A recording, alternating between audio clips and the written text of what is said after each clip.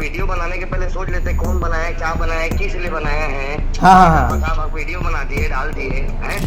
हाँ बताओ। मरते दम तक आपको भी यही यहाँ पर रहना, मेरे भी रहना है, समझ गए। और आप वो पत्रकार, आप सिर्फ लिखोगे, छापोगे, वीडियो बनाओगे, कोई इंसिडेंस में कुछ होगा, वीडियो नहीं बनेगा। इतना ध्यान रखना की बात मिल के बात करते हैं। कहाँ पे हो आप?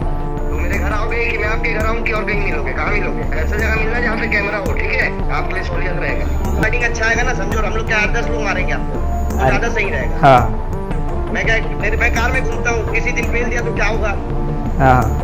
आप मेरे रिकॉर्डिंग कर रहे हो, बोल रहा हूँ। रायपुर में एक और पत्रकार को जान से मारने की धमकी दी गई है क्योंकि उसने घटिया सड़क का सच कैमरे में दिखा दिया। तो नमस्ते, मैं सोनी। यह पूरा मामला है गोबरा नवापारा का। पत्रकार नागेंद्र निषाद ने वार्ड नंबर 3 की नई बनी सड़क की खराब क्वालिटी पर रिपोर्टिंग की। वीडियो में वार्ड के लोग भी साफ साफ बोल रहे हैं कि सड़क की क्वालिटी घटिया है।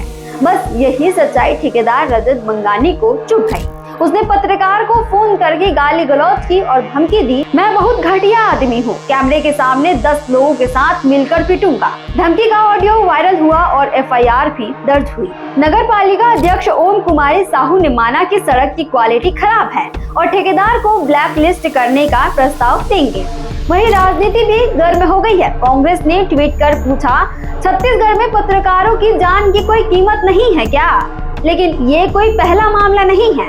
8 महीने पहले बस्तर के पत्रकार मुकेश चंद्राकर की हत्या कर दी गई थी। उन्होंने भी घटिया सड़क और करोड़ों के घोटाले को उजागर किया था। उनकी लाश सेफ्टी टैंक में मिली थी और आज भी उस केस की सुनवाई चल रही है। 22 अगस्त 2025 को ठेकेदार सुरेश चंद्राकर ने हाईकोर्ट में अर्जी लगाकर 2 बड़ी मांगे रखी।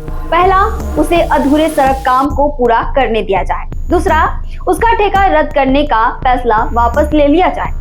कोर्ट ने यह याचिका खारिज कर दी और साफ कह दिया कि इस मामले में दखल नहीं देगा। नतीजा, ठेकेदार को कोई राहत नहीं मिली और ठेका रद्द। विभाग का फैसला जैसा है वैसा ही रहेगा। एक तो तुम मर्डर करोगे और बोलोगे कि तुम हमें जेल में ना डालो, कानून को क्या पागल समझ रखे हो? इसके अलावा गरियाबंद में अवैध रेत खनन की खबर बनाने गए पत्रकार को रेत माफियाओं ने दौरा कर पीटा।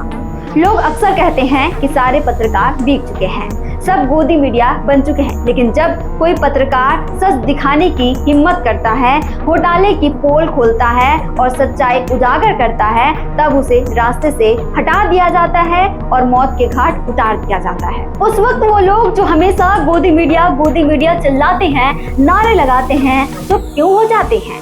निडर पत्रकारों के लिए आवाज क्यों नहीं उठाते?